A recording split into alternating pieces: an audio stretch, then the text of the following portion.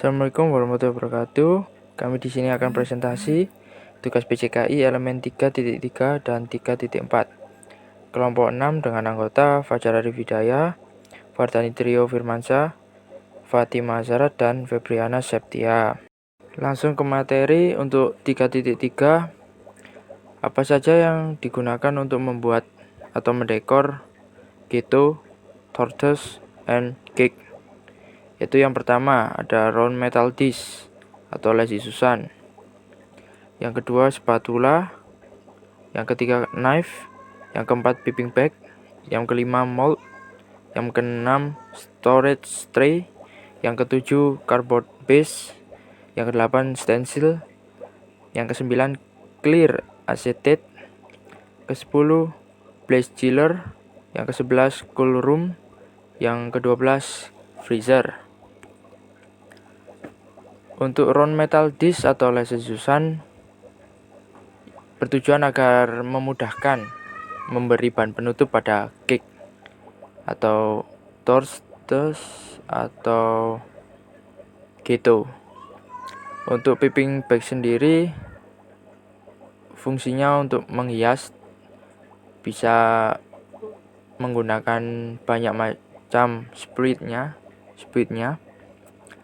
Yang ketiga molds atau cetakan, yaitu gunanya untuk mencetak hiasan seperti bunga atau yang lain, lalu didinginkan agar hasilnya keras dan bagus, lalu digunakan untuk menghias cake. Untuk spatula, yaitu fungsinya meratakan bahan untuk menutup cake. Yang selanjutnya ada knife, yaitu knife khusus untuk memotong kue, yaitu yang ada geriginya. Selanjutnya blaze chiller, yaitu mendinginkan produk dengan cepat agar produksi selanjutnya dapat dimulai. Misal untuk bahan pengisi yang mudah meleleh itu harus cepat agar dihias, maka harus dimasukkan blaze chiller terlebih dahulu agar tidak meleleh bahan pengisinya. Nah, blaze chiller ini menghemat waktu sehingga segera untuk diberi bahan penutup. Selanjutnya cool room, yaitu untuk menyimpan produk dengan umur simpan yang pendek. Untuk freezer fungsinya adalah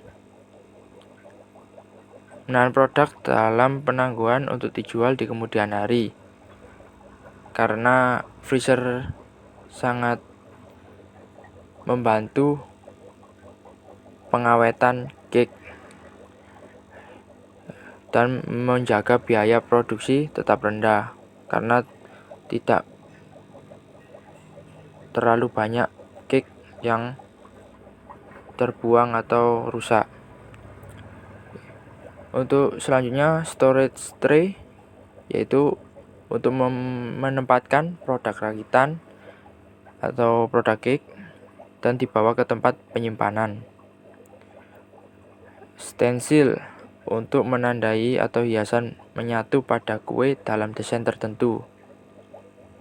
Selanjutnya cardboard base, yaitu alas atau tatakan agar cake yang sudah dihias itu menjadi lebih bagus saat disajikan.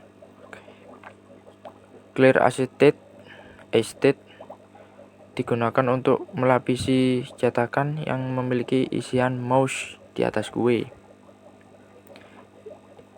Isi krim yang berbeda dapat terlihat terang jika dilihat melalui acetate ya.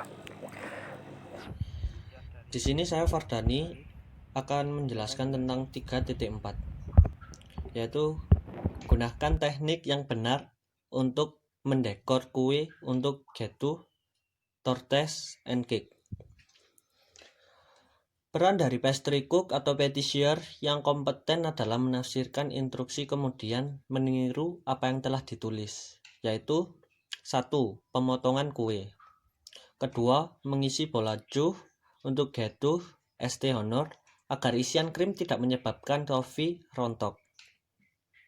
Lalu ketiga, ada konsistensi dan ketebalan krim di sisi gaduh sebelum menempelkan kacang panggang keluar bagiannya. Keempat, suhu krim di luar produk sebelum garnish yang dihangatkan digunakan untuk memasukkan gaduh dingin. Dekorasi kue menjadi ekletik dan menggabungkan gaya pribadi juru masak pastry tersebut. Lalu di sini kita akan menjelaskan apa yang harus dilatih untuk mendekorasi kue, yaitu penyebaran krim, yaitu membutuhkan latihan untuk menyamakan semua lapisan krim pada cake atau gaduh dengan sisi yang sama dari pinggiran maupun atasnya. Lalu kedua, ada split mawar. Harus bisa melakukan split mawar dengan lapisan tunggal, ganda,